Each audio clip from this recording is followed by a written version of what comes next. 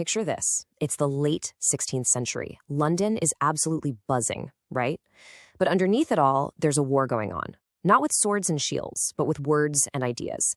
And the target? Art itself. Poetry, the theater, even just basic imagination. They're all on trial, accused of corrupting the very soul of society. So who's leading this attack?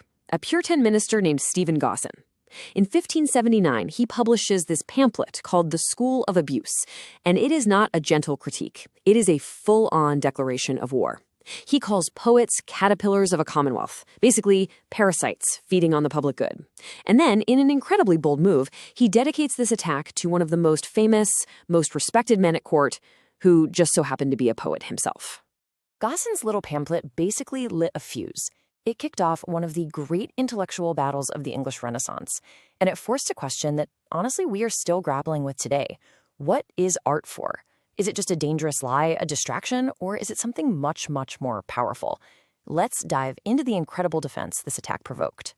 Now, an attack this personal, this direct, it couldn't just be ignored. And the person who stepped up to defend poetry wasn't just some random writer. He was, in many ways, the embodiment of the entire age. Meet Sir Philip Sidney. This guy was the real deal. A brilliant poet, sure, but also a respected statesman, a brave soldier who would literally die in battle for his country, and a deep, profound scholar. He was the definition of a Renaissance man. So when he decided to write a defense, he wasn't just defending a personal hobby. He was defending a core pillar of civilization, and he was the absolute perfect person to do it.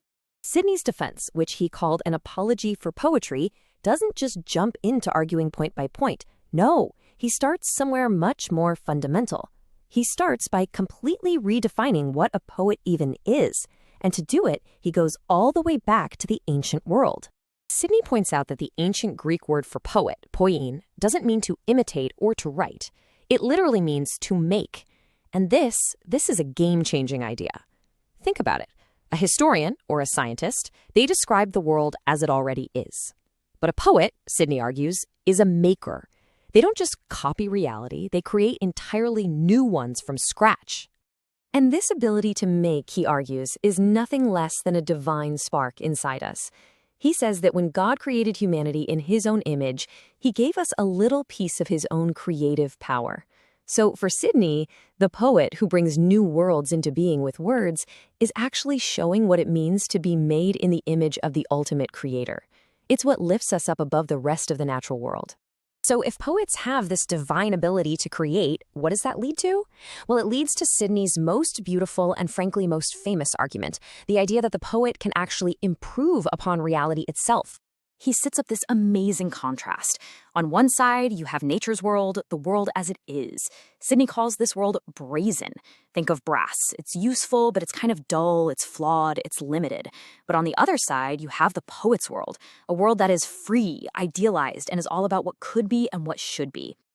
And this leads us to his most iconic quote. The poet takes the raw, brazen material of the real, flawed world and forges it into something golden.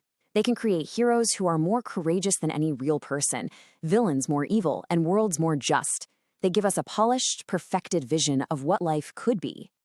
Okay, so once he's established that poetry has this divine, creative, world-perfecting power, Sidney goes on the offensive. He decides to pit poetry against its two biggest rivals for teaching humanity how to live, philosophy and history. He argues that both of them fall short. Philosophy, he says, is too abstract. It gives you the bare rule, be courageous. But it's dry. It lacks the emotional punch to actually make you feel it. And history? Well, it gives you plenty of examples, but it's stuck with what actually happened, which, let's be honest, is often messy, confusing, and morally all over the place.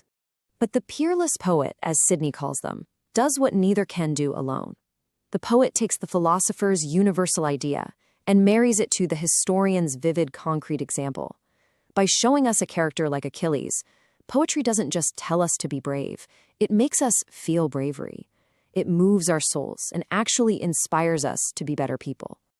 And for this very reason, Sidney triumphantly concludes that poetry isn't just another subject, it is the monarch of all sciences, the supreme discipline for guiding humanity toward goodness. It's the undisputed champion.